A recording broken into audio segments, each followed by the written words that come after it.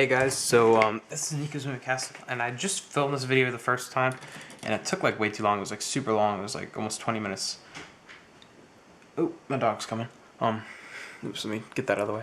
But it was like almost 20 minutes long, and I was like out of shot the entire time.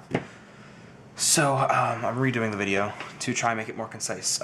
Basically, this is the part one of my how I create manga series. How to just stab myself. But yeah, so the first step that I do is I write out my manga. I usually do like one story arc at a time, and I try to break it up into chapters as best as I think it'll fit. Granted, once I get to the storyboarding phase, which is what I'm going to be focusing on, you guys don't want to see me write out a story arc because it takes forever because you got to plan stuff. This you've got to plan too, but not to the extent that you do when you're writing it out. But when I write it out, I generally do like setting characters, and then I write out what's going on. But for this, there's a couple different ways that you can storyboard, and what I have done is not everything. This is what I did when I first storyboards when I first started working. This is ripped out of an old sketchbook. I ripped all the storyboards out of that sketchbook. But so obviously you can see this is a very different style from what actually is in the manga now. That was much more like, I don't know, it looked like crap, but it was more Naruto ish. It was before I really got into Hunter x Hunter, and that style really took over. But yeah, so basically like these parts are where like the page gap is, or like that'll be explained more in the next part, but make sure you plan that also. And another way I do it is the way I do it normally now. So this is actually the first one that I did for the original part, which I'm going to be looking off of. Basically what you do is you take just like a piece of printer paper or notebook paper, whatever, you fold it in half, and basically you have 4 pages. So so I have 53, 54, or 50, it should be 53, 54, 55, 56. Sorry, that was just me being tired and not knowing what I'm doing. But yeah, so that's how I do it now. But so I'm gonna have to redo this because I messed up. So what I'm going to do is I'm just going to sketch out the page just generally on this piece of paper, so I don't have like a whole thing. So this is going to be a little bit bigger, so you guys will be able to see better what's going on. Actually, I'm just going to turn it over because I have to show up the points. So basically, one of the first things you have to do when you're writing a manga is you have to decide how it's going to read whether it's going to read traditional Japanese from right to left or American left to right. So mine reads from right to left if you've read my comic. So I create the page gap, or that's what I call it. I'm sure there's probably some professional name for it. And so this is basically like when you read a manga, like this is the part of the page that doesn't get shown because of the way it's bound. So yeah. So it's going to be a 53, 54. And the reason I like to do my storyboards like this is because it really gives you like a visual sense of like if you're actually reading it, how the page is going to be set up. So yeah. So I already have the page layout. What I usually like to do is I usually try to keep my panels from like 5 to 6 panels per page at most, because otherwise you have like way too many things going on. And you should probably just break it up into different pages. So what I did is I have one big picture in the middle, and then I have this bottom part split in half.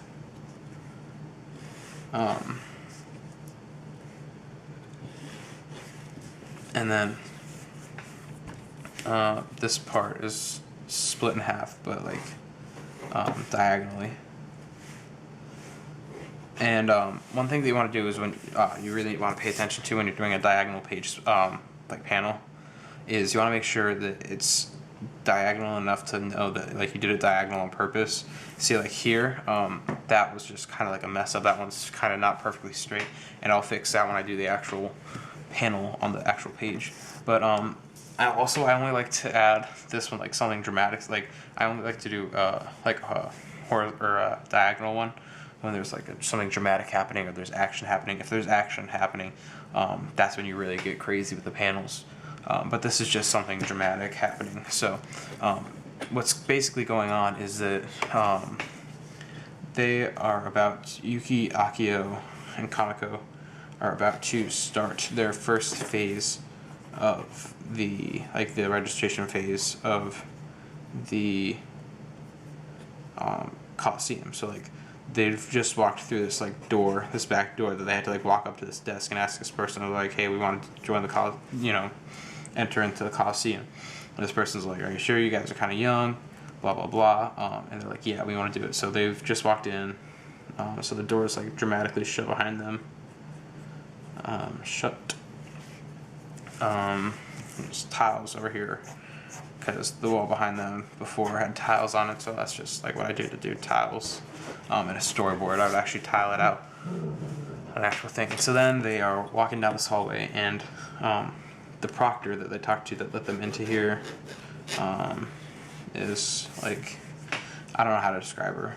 I just kind of was like, I was just gonna be like some random like secretary person, but then I like really like the design, so I got rid of another proctor for her because I thought this character design and like I created a character backstory and I thought it was a lot better. So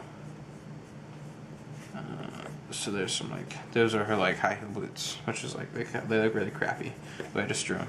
But I'll look at reference when I actually draw the page. So then they're like all the way up.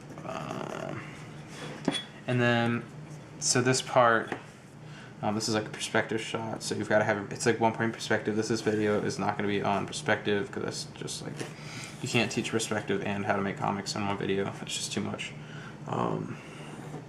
So they've like just walked in to this hallway, and it's just like a huge, like endless hallway. And so this is the door that they've come out of over here. This wall. This will look better on the actual thing. So that's the door, and then this character is up here. I still don't have a name for her yet. I need to name her. And so I draw my characters and my storyboards very rough, especially if I already have a character design for them, just because it takes up too much time to draw them well. And so I usually just do like a basic block out like that. So this person has like a very, this lady has a very hourglass figure. Ah, shit, was I just out of shot again? Well, I haven't done that much, so this is all pretty basic stuff. So I'll try to stay in shot, hopefully. I don't think that was too badly out of shot. Let me check. Oh no, that was still in shot. Alright, that's good. So yeah, my battery's on, so I gotta do this quick. So she's got this like super long hair that like goes down to here, and she's got this like weird belt thing. Yeah, then her shirt kind of ends like that. It's kind of like tuxedo-ish. I'm doing a really bad drawing it right now because I'm just trying to like speed this out so I can have time to do all the other parts of the video tonight.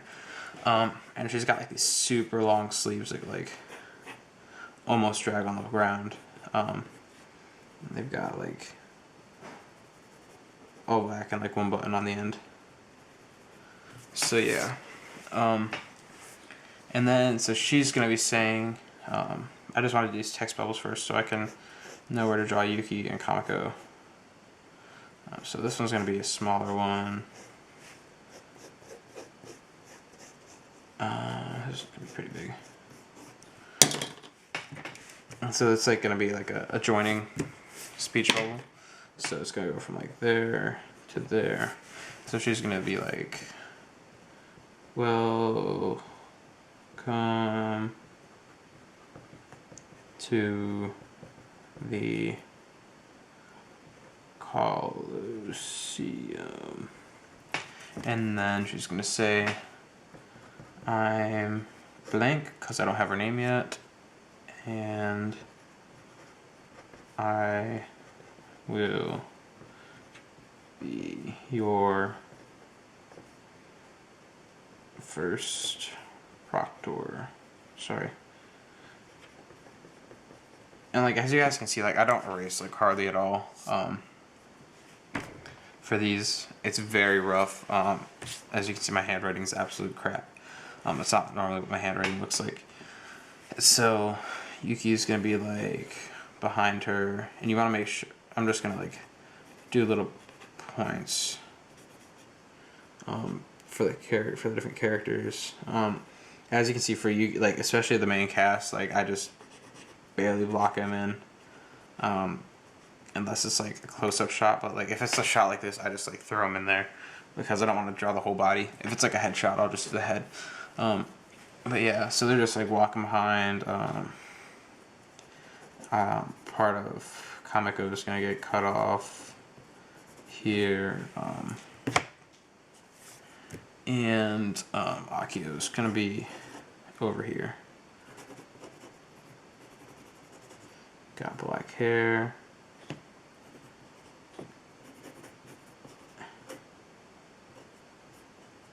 Got a tie in there. Black pants, shoes. They look really short compared to her, but that's just like a perspective thing that I messed up. Sleeves. So this one's like a lot more rough than the other one. As you can see. Actually, I don't know. I feel like, I don't know. Both of them are pretty bad.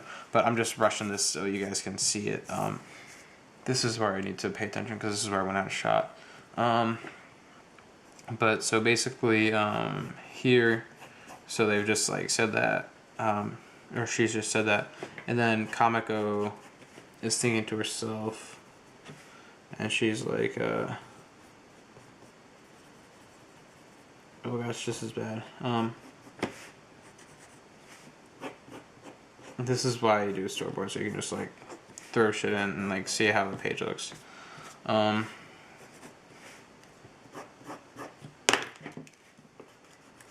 we go. So that bugs me when I do like a really bad perspective. Or one profile view. So this is gonna be like a black background around her, and she's gonna be like thinking in her head. She's like, "Wow, we are really here."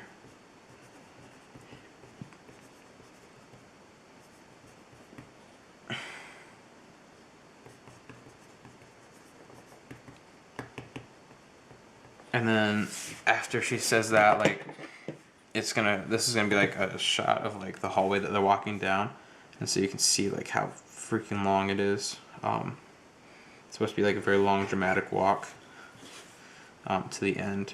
In the end, it's kind of like this open door, and you can see all the light coming in. And so this isn't proper perspective, but so it's just like completely black with tiles. I can't remember if I said it in this one yet, but this is just gonna be light. That's gonna be an arrow for the light. But I don't think I said it in this part, like in the second video that I've just done. But a really important thing to do is to, like, if you want to get better perspective, you're gonna wanna draw as much perspective as you can to get better. That's really the only way to get better. I've gotten a lot better because I've had to draw cities and stuff all the time in this chapter. But like other things that you can do is like the more windows and the more like tiles and stuff that you add, the better your perspective looks. So that's just a little pointer. And I think that's the end of this video, guys. I'm gonna try and film the next one right now. Try to finish this whole thing tonight so I can do a page today because I haven't done one. Because I was like, oh yeah, I should probably do this video. And then I did the Crayola marker challenge instead. So yeah, guys. I'll see you guys in the next video. So bye.